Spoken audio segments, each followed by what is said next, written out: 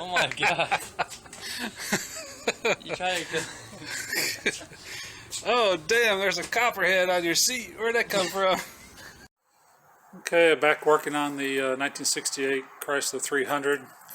The 440 under the hood here. Yesterday I changed out the carburetor, the original carburetor. I did a quick rebuild on it, but it just was not running well at all with that carburetor. So I picked up this used Edelbrock 600 CFM and ABS carburetor, and it's put it on. I could get it to run decent if I put fuel in the motor or in the bowls. It'd run, but then it wouldn't idle and was acting kind of funny. So I thought I'd go ahead and trace down the fuel line, see if I'm getting fuel. So up at the carburetor, I wasn't getting any fuel, and so the line, my filter is before the fuel pump, and so now I'm going to go ahead and I think the fuel pump is died. So I'll go, which isn't surprising. This car's been sitting for I don't know how many years. Most of the components on it have needed replacing. So I'm gonna go ahead and get this fuel pump out of here. But as I was working with it or trying to get it out of there, I saw a pretty gnarly looking spider down there. And in Texas, you got to watch out for two in particular. Of course, the black widow. Definitely don't want to get bit by one of those. And also the brown recluse, which is not often seen, hence the name. But anyway, I found something kind of funky down in there, crawling around. Looked like it could be a brown recluse. And I was trying to get it out of there. I should have just took some carb spray and sprayed on it and killed it, but it got away. I've been looking around for it. Kind of nervous to stick my hands down in there and get this fuel pump out of there, because I sure as hell don't want to get bit by a brown recluse, because when one of those things bites you, you're going to lose a nice chunk of flesh by the time they get it under control. So not a good thing to start off the day. So I'm going to go ahead and pull this fuel pump out of here. I got one bolt loose before I saw the spider. I'll go ahead and pull the second bolt out of there, and I've got the one fuel line loose. I've got to get the other one off there, and we'll see about getting a new fuel pump to put on here, and hopefully that'll help things run a little bit better.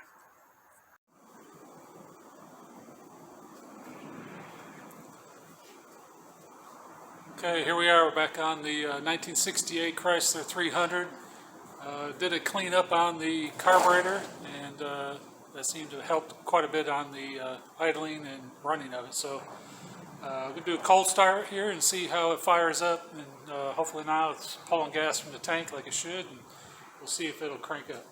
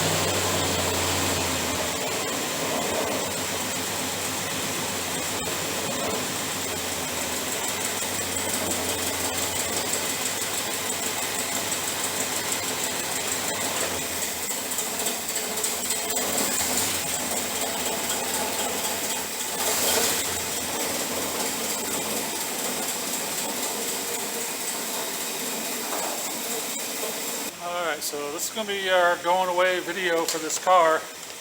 Basically got it up and running. That was the goal. And so now that's exactly what I've achieved with it. Didn't have any clue as to whether or not it would run when I bought it. Didn't have a title, so really took a big chance on it. But now she's running good. She needs some radiator fluid added to it. The car is in nice solid shape. It's going to a new buyer who's in California. I'm in Texas, so it's going to be a long travel. So he's getting a really good, solid car. Does have some rust in the floorboards, but other than that, it's a really nice car. You don't see too many of these Chrysler 300s around anywhere.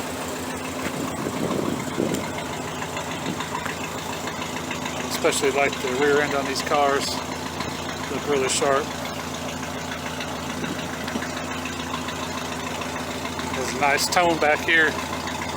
The big 440 sounds solid.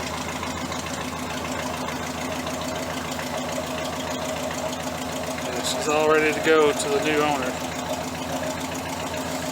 Alright, I better pull her back inside before she gets too hot.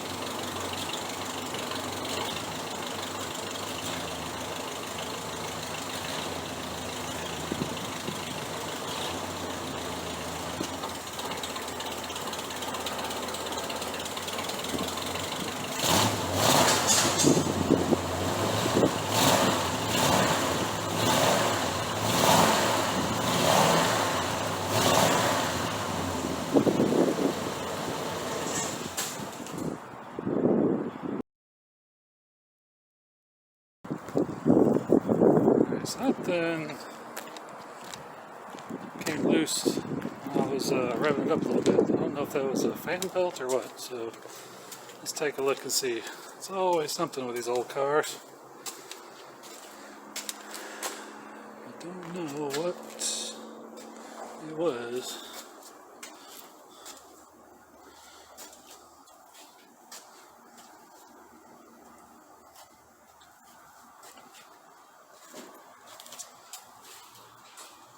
Looks like it's got all of its belts. So I'm not sure what the sound was. Let's get underneath the car and see if I can see anything. It looks weird. But, something didn't sound right. It sounded like something got caught and flung around. So, alright, let me check that out and I'll get back to you. Okay, we've got the 300 up on the lift. This is the first time I've had it up on the lift to really get a good look underneath it. Of course, I've been crawling all underneath it for the last several months. Just never had gotten it over here in my other building where I have my lift at. So let's take a look underneath this thing and see what we see. So you see the new gas tank that I put in there. It does have true dual exhaust all the way through. It is not a posi-track rear end, so if I spin one, the other one goes the opposite direction, so it's not a posi. So put a new fuel tank in it, put a new sending unit on the fuel tank. I replaced the rubber lines for the brakes, and of course all the gas tank lines as well, the rubber lines.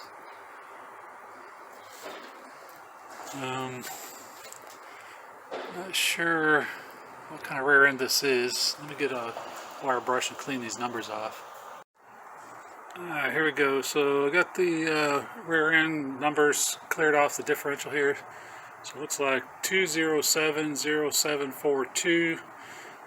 Below that AAPW, and then it looks like it has a date stamp of, I don't know if that's a 1 or L or I 324 is kind of what it looks like. I don't know how that works for Mopars as far as date codes go.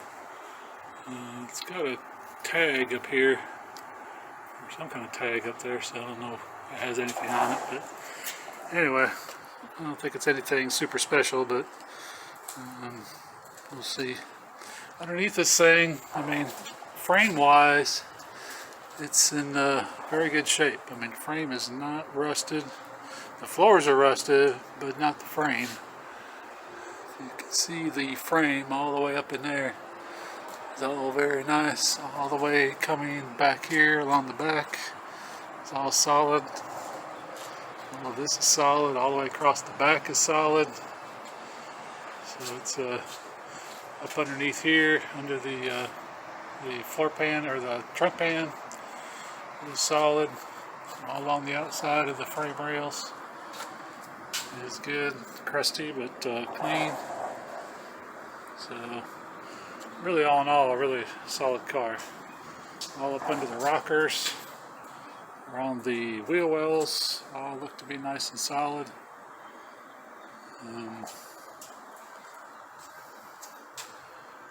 Of course, your floor pans have got the worst of it. Got to be fixed. Especially this back section is the worst.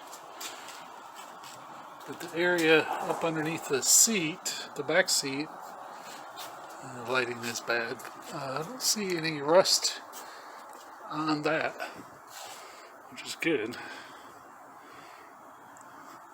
All up in here. So it's mainly just the passenger compartment floors.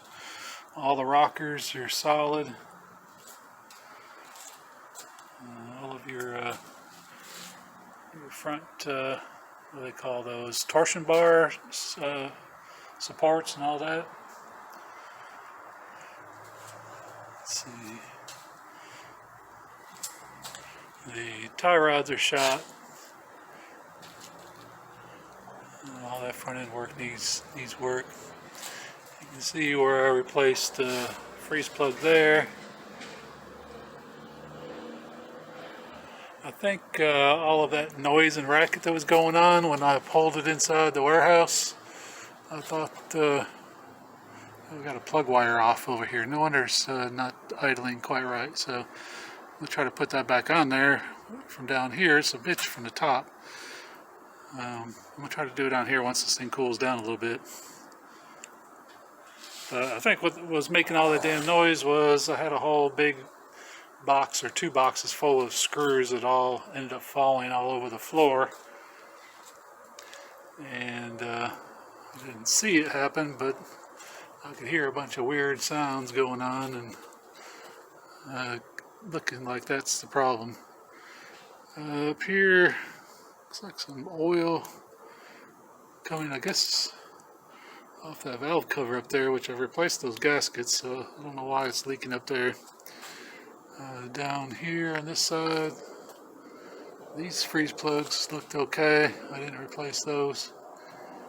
See all the plug wires on this side. Here's your block number. If you can see that, is that 25364-307. And above that, it's got looks like 10 of 67. What that looks like. So, being a 68 car, that makes sense. It sounds to be like the correct date code on it. This side's got the same number, I think 25364 or something. If I can see anything else there, I can't.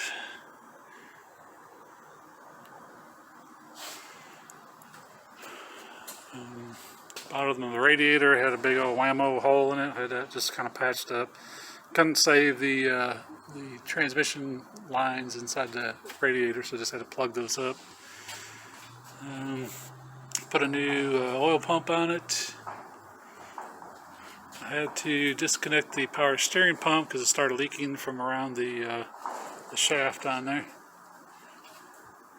All of this up here in the front, no rust. All of the bumpers and fenders. This one's got a little bit of a dent on this bottom edge. No rust around the fender wells.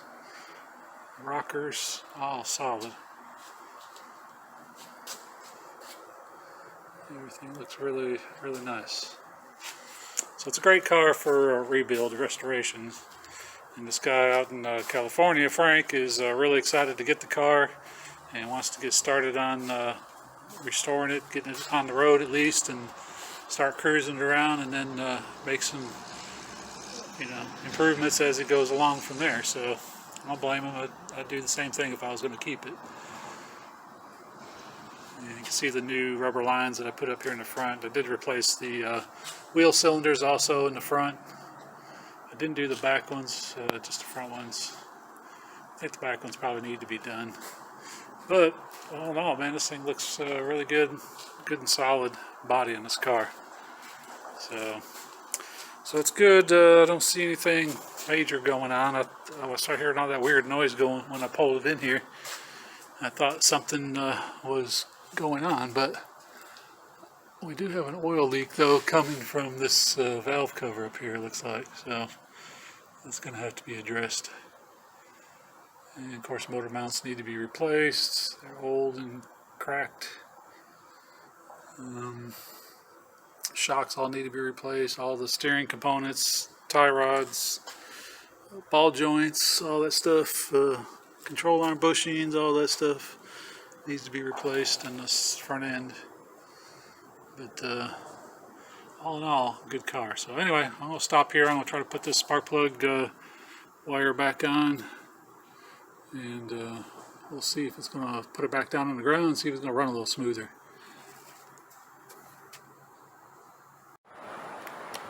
Okay, I'm going to take the 300 down off the lift and fire it up. Got the spark plug back on there. And hopefully it should run a lot smoother this time. So give it a shot.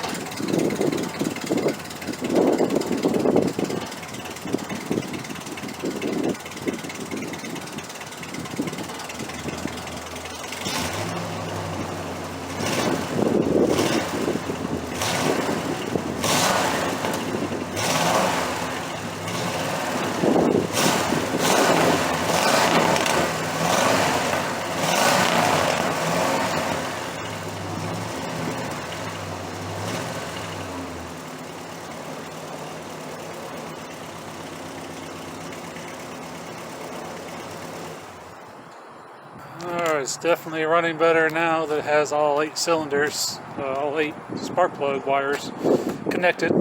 It's a big help. But very cool car. Really hate to see it go, but it's going to a good owner. It's going to take care of it, love it, and bring it up to the next level. So this will be the last video on this car, and it'll be heading off to California. Alright, we'll see you on the next project.